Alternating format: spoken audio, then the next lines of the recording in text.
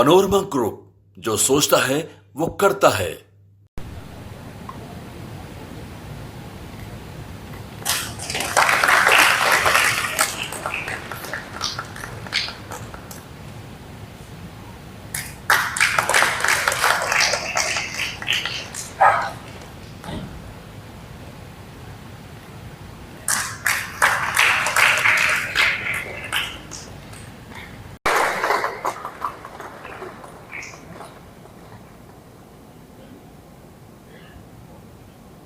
इसको लेकर हम आगे बढ़ सकते हैं क्या? क्योंकि बहुत बार ऐसा हमको लगता है, अरे अपनी पुरानी संस्कृति है, ठीक है, सब कुछ ठीक है, आज की बात कहो, आज क्या करने वाले हैं, आज का इसको क्या उपयोग है, कहां हम जाकर जाएंगे? मुझे लगता है इस दिशा में हमको सोचने की आवश्यकता है।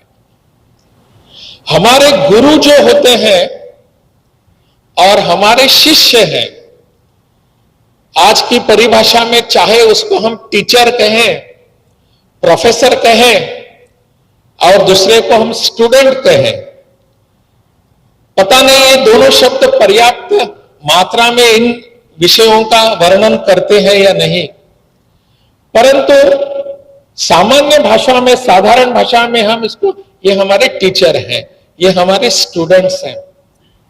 जो भी हो, गुरु हो या टीचर हो या प्रोफेसर हो, छात्र हो, विद्यार्थी हो या स्टूडेंट हो या शिष्य हो, हम दोनों को आज अगर किसकी जरूरत है वो है समर्पण भावना की। समर्पण चाहिए मेरा। काम करते समय अगर मैं समर्पित भावना से पढ़ाता नहीं, अध्ययन करता नहीं, अध्यापन नहीं करता, अध्ययन नहीं अध्यापन, तो मेरी उस परंपरा का और आज के मेरे इस तकनीक का कुछ संबंध नहीं है। मैं अध्यापक बनने योग्य नहीं हूं।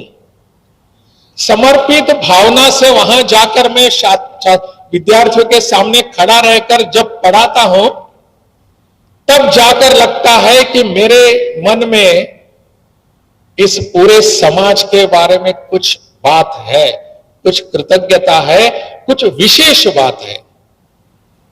इसलिए हमारे अध्यापकों के लिए समर्पण भावना की आवश्यकता है।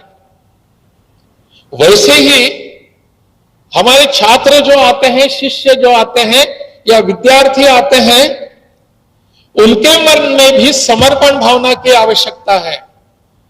केवल वो आते हैं, सीखते हैं, पुस्तक जो है, पुस्तक में जो कुछ लिखा हुआ है बस पढ़ना जरूरी है भी, ऐसा भी नहीं समझते।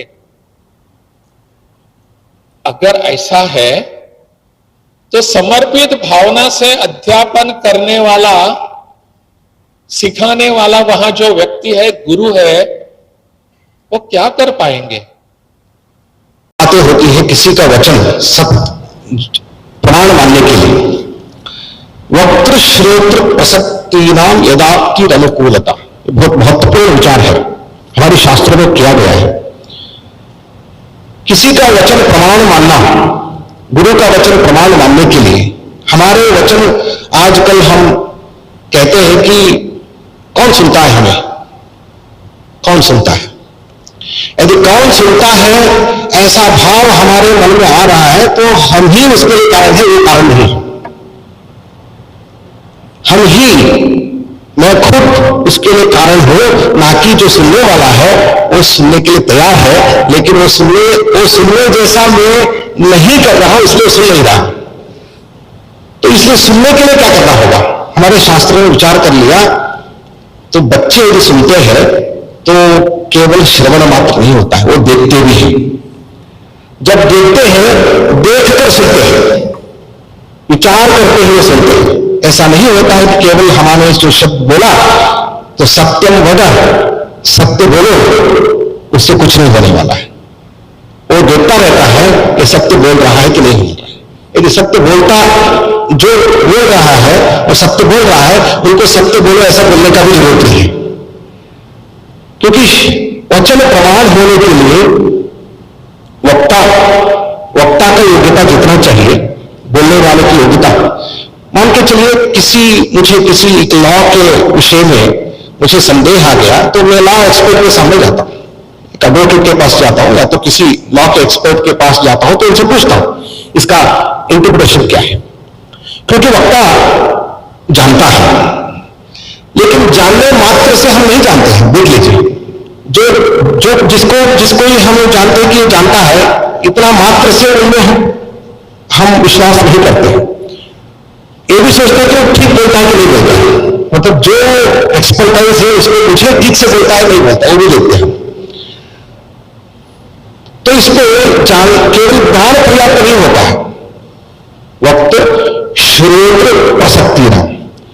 तो श्रोता और वक्ता का संबंध क्या है, वो भी बहुत इंपॉर्टेंट है। मान के चलिए कि मैं किसी विषय पर किसी को बोलता हूं, तो यदि मेरा प्रिय है तो मेरे बोलने का विषय अलग होता है, मेरे अप्रिय है तो मेरे बोलने पर भी थोड़ा मैं मन में कम बोलता हूं, जिससे मैं अप्रिय को बोलता नहीं, छुपाना चाहता हूं। तो इसलिए केवल वक्ता यथार्थ वक्ता नहीं बनता है। यथार्थ वक्ता तभी बनता है जब वक्ता और श्रोता के बीच में कुछ अच्छा संबंध है, और वक्ता और श्रोता के संबंध के साथ उसका प्रसंग भी बहुत इंपॉर्टेंट है। यदि प्रसंग, इस प्रसंग में केवल हास्य प्रसंग है या कुछ और दुखद प्रसंग है या विषाद प्रसंग है, तो बोलने वाला ठीक से बोलता नहीं। तो इसलिए प्रसंग भी बहुत महत्वपूर्ण है, वक्ता भी और श्रोता भी, उनका संबंध। तो आज हम जो विचार कर रहे हैं, तो केवल हम लेक्चर बनते हैं, लेक्चर देते हैं, हम स्पीकर है, लेक्चर है, हम बोलते हैं, लेकिन बोलने विषय को स्वीकारने वाला स्वीकारता नहीं है। तो इसका कारण है क्योंकि हमने प्रसंग क्रिएट नहीं किया है, हमने रिलेशन एस्टैब्लिश नहीं किया है। जब तक हम गुरु शिष्य परंपरा के माध्यम से इस संबंध को दृढ़ नहीं बनाते हैं, हमारी कक्षाएं केवल एक व्यर्थ लेक्चर का सिस्टम हो जाता है, उसमें कोई सुनता नहीं है, हम भी अतृप्ति के साथ बाहर चले जाते हैं।